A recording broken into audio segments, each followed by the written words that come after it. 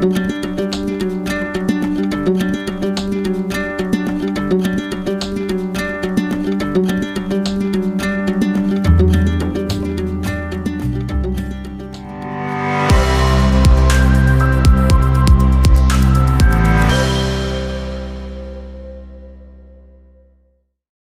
everybody, and welcome back to Mel's Board Game Room. We are sponsored by Games and Couple, which is part of Oshrat Online Counseling. And what's really neat is they concentrate on couple counseling utilizing the Goffman principles. And what they've discovered is that playing board games, especially cooperative game, was a great way to put those principles into practice. So be sure to check them out. I'll have their link in the comments below.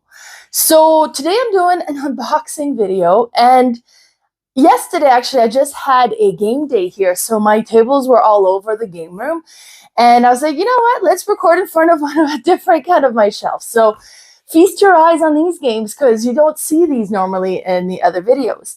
I've got a few games in the last week or two, and some of them showed up just yesterday, so I was like, oh, well, then let's talk about them. The first one I played for the first time at FallCon. Just this last August, which, by the way, is coming up this year, and it's the 23rd to the 25th of August. So I've already booked my time off with work. I'm super excited to play that, to play there. And I think it's kind of becoming tradition. That's also my birthday gift to my brother for his birthday. So my brother and my siblings will be attending. But one of the games I played there was Nana. Now, Nana was not yet available in North America, but it is now. It's renamed Trio.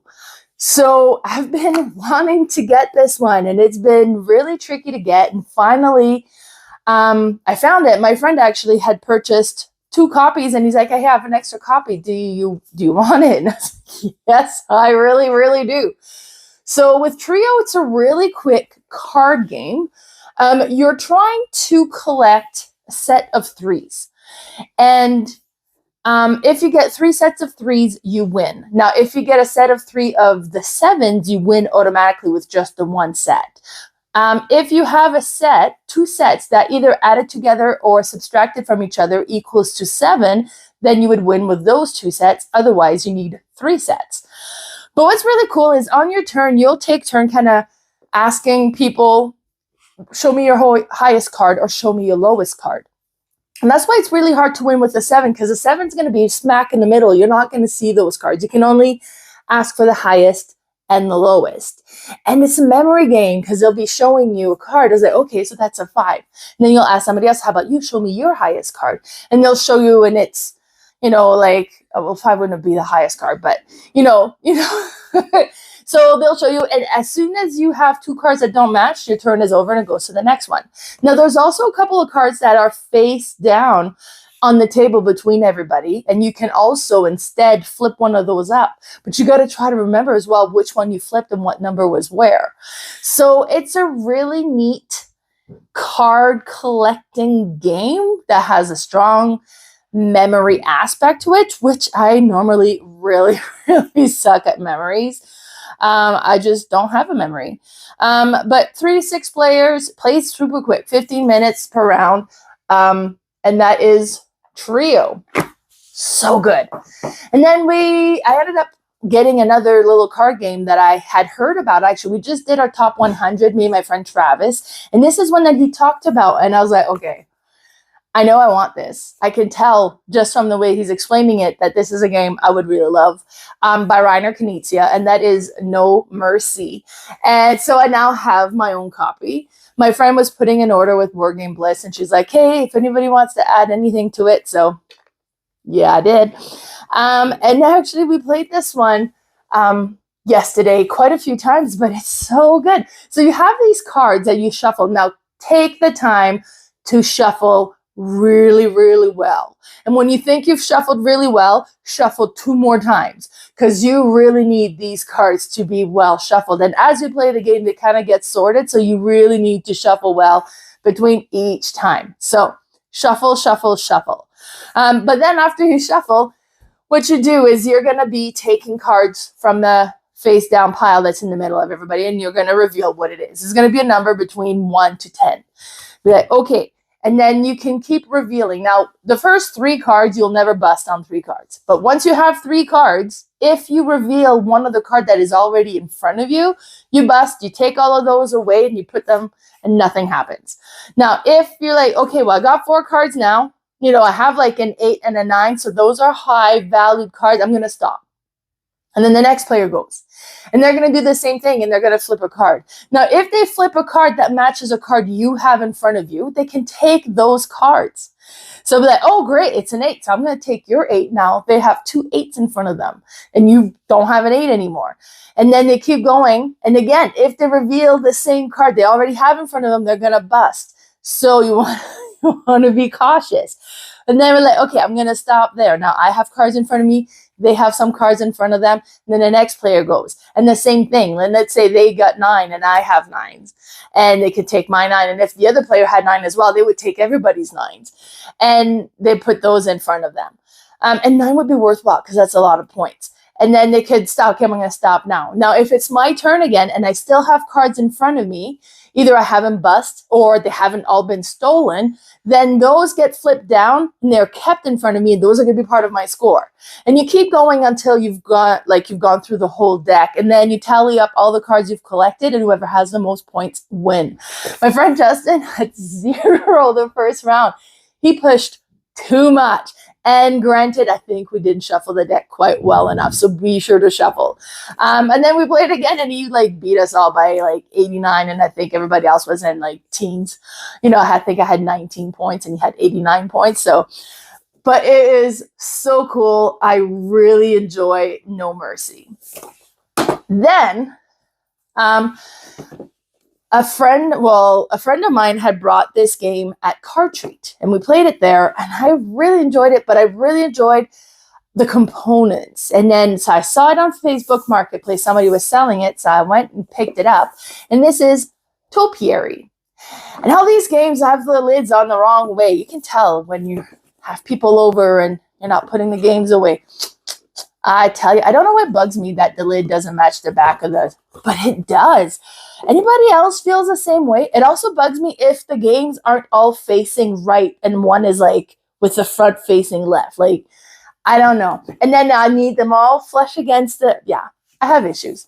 But Topiary. So this one is a really neat puzzly game. You start with it's 5x5 grid, and you have all these tiles face down, and except for the one in the middle that's flipped up.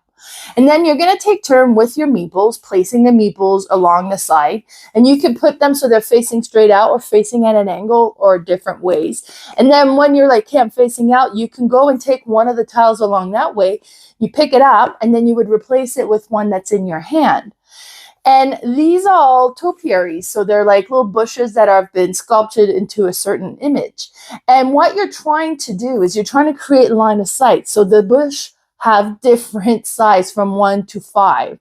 And what you want is if you put number 5 in front of a number 4 is not going to be in your line of sight because the number 5 blocks, and number 5 is going to block everything behind it. You're not going to see anything but that number 5. So you're trying to get some numerical order so that you can see number 1 and number 3, maybe number 4, and then maybe a number 5. So at least you're counting all 4 of those. So at the end of the game, you're going to count all of the rows that you've kind of created line of sight with your meeple, and then going to count those points. Now, if the bush you have in your line of sight also happen to have the same design, so let's say they're all dinosaurs or they're all whales, then you get an extra 2 points, I think, for each design of 2 or more that matches. So then you would get extra points for that. So you take time kind of placing up once all the meeples have been put up, and you take the mountain and you score the points. Whoever has the most points, the winner. It's one that was pretty quick. It plays 15 to 20 minutes. It's just an interesting little puzzly one. And then the meeples. Let me talk to you about the meeples. So they have different shaped meeples for each player. One of them is a kid. I'm assuming it's a kid. The meeples are hard to tell, but it's a little guy in a wheelchair. And I just love that is so inclusive. You just This is the only game I've ever seen this in, and I think it's amazing. So yeah, Topiary. And then I got a gift card from my work. I love that my work keeps sending me gift cards because I've kind of decided like those are going to go to board games every time. It's just, it's just my deal with myself. If my work sends me a gift card, I'm getting a board game with it. So I got a board game. And this one is Scooby-Doo, Betrayal at Mystery Mansion. Now, I have Scooby-Doo. I have Betrayal at House on the Hill. I have the DVD version, Betrayals at Baldur's Gate. So I understand the Scooby-Doo one is the same basic game, but just Scooby-Doo themed. So I am super excited. It was fairly cheap. I think I paid like $23 after taxes or something. So I am very excited for this, just for the theme, for the gameplay, just because I enjoy those other two games so much. Yeah, Scooby-Doo, Betrayal at the Mystery Mansion. I can't wait to play this one. So it's still in shrink. I haven't even popped it open yet. Perfect. So if you haven't played the Betrayal at any of those ones, it's kind of like you start with your main tile and your character, and you spread out and you kind of reveal, and you're building this mansion as you play, adding tiles, and eventually the haunt is going to start, or the mystery is going to start. I don't know what they call it in this one. But then you read a special scenario, because depending on when it triggers, which scenario is going to be happening. This one has 25 scenarios. The other ones, I believe, had like 50. So then you do the scenario, and you got to try to figure out. And most of the time, it turns into like everyone against one. And you each have different goals to win the game. So the one that became the betrayer has a goal trying to win, and then everybody else will work together trying to, to do their own goals in order to win. And it's going to be one or the other that's going to win. It's so neat. I quite enjoy it. And then the last game that I picked up, and I say the last game, but keep in mind I have a Kickstarter that just arrived at Sentry Box. So my friend picked it up. I don't have it here yet. Actually, I forgot all about it. But it's super cool dexterity tabletop game. So golf theme. So if you follow me on Facebook or Instagram, you've seen it anyways. But I'll be doing a review on that when it comes out. When I get it here. And then Skyline should be coming out any moment now. So again, that's going to go to Sentry Box, and I'll need to go and pick it up. So I'm excited for those. But this one I'm excited for as well, and that's Raising Robots. So I've seen it set up. Actually, I've set it up at the Tabletop YYC board game day that I attended in November. I was helping set up the demo game. This was one of the games that was there, but I never got to play it. And then when we did our top 100, me and Travis, he talked about this one because it was in his top 100, and he made it sound so good. I was like, oh, I didn't know it played like that. So the way he describes it, it has like a strong wingspan type engine building mechanism to it. So to me, that's already a win. And then you're building all these little robots, and I don't remember a whole lot beyond that, but I have it now. I am very excited to give it a try. Plays 1 to 6 players in 75 minutes. It's 14 plus, so I think it's a bit more on the complexity side. But it just looks so good. And Travis made it sound so good. So I am very excited to now own Raising Robots, and I'm hoping to get this one played this weekend, learn how to play it, and then get it played. There's a few on my list that I'm hoping to get to the table this weekend, so fingers crossed when that happens. But so that is it for the games that have joined my collection lately, and they all fit on the shelf. I managed to squeeze everything in on my shelf, so I am quite impressed and pleased with myself as well. So thanks very much for tuning in. We'll see you later. Bye, everybody.